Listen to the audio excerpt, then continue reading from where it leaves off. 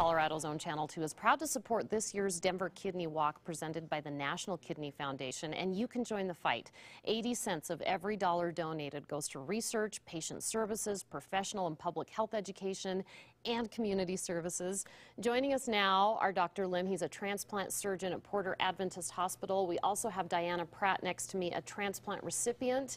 Her husband, Herbert Pratt, a living donor, and then Tracy Hulick. Hulick. She's a living donor to Diana.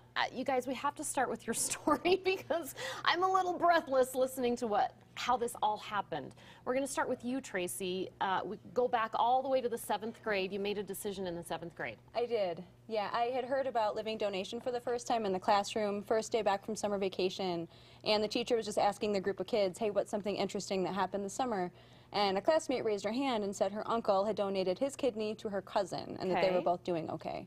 And in that moment, right away, I thought, oh my gosh, that's the coolest thing. Like, I could do that someday. That's great that it saved a life and they're both doing fine. But in that instant that I decided that, everybody else in the room had the instant reaction of, that's crazy, that's so risky, what if he needs it back, I could never do that. And so just noticing the disparity in opinions that was so instant, I just put it on my mental list of things that I would do one day. Fast forward to 2017, you decide to go through with it, and Diana, you needed a transplant, right? When did you find out you needed a transplant? Probably the end of 2016 was when my kidneys started to really fail. And your husband wanted to donate, you were tested, and what were the results of that test? That's correct. I'm 15 years her senior. Our age difference wasn't the only reason I couldn't donate to her, although I was healthy. The age and other factors just wouldn't allow me to donate to her, but would allow me to donate. So we chose to enter into a donor chain. A donor chain. So here comes Tracy. She's a match for you. Your husband still wants to help out. You give your kidney to somebody else. My kidney went to a man in California whose daughter was his partner in the chain, and on so down the chain till 4 people got their transplants and 4 others donated a kidney on the same day. Unbelievable story. How thankful to Tracy. Oh my gosh. A stranger, are you? That's, wow. Yeah. I was actually, when we got the phone call that I had a donor, my nephrology appointment was a week later. When I walked into his office and told him, he says, you are so lucky you dodged a bullet, because he was putting me on dialysis that day. Oh my goodness. Yeah, he says, no ifs, ands, and buts. I feel the love here. I feel the love. It's just amazing. Dr. Lim, we're going to bring you into this because, you know, you know how important this is, and we're actually sponsoring the Kidney Walk. A lot of the money raised in this walk is going to go to effort some of these things. How hard is it to find a donor? It's very hard, and the problem is the waiting list that occurs. There are well over 100,000 people on the waiting list. The vast majority of those patients waiting, just like Diana, are waiting for a kidney. And that waiting list, unfortunately, is years. I wish it was weeks or months. And that first in transplant is the kind of holy grail, trying to find that available organ.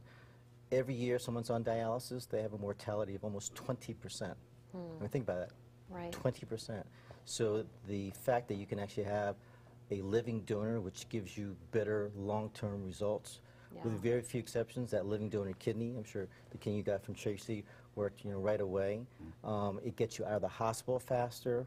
When I just met their Herbert this morning, or I'm sorry, the Pratts this morning, and I said it's good that I can't tell who the donor and who the recipient is. Right, because they look that healthy. That's how good they look, or the recipient looks after a transplant. So it's just a godsend. And I think being an altruistic donor, you really can't say enough about donors. And I think the things that we can do, especially via the National Kidney Foundation, they have their famous walk October 14th at Sloan's Park.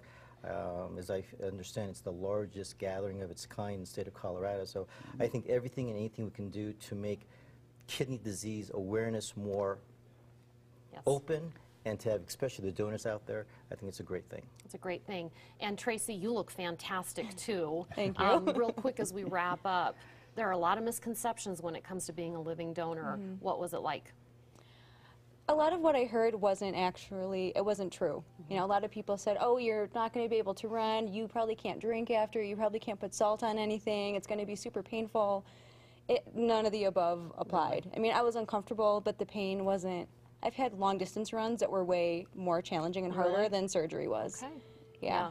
Well, you guys all have a glow. You look great. What a great story.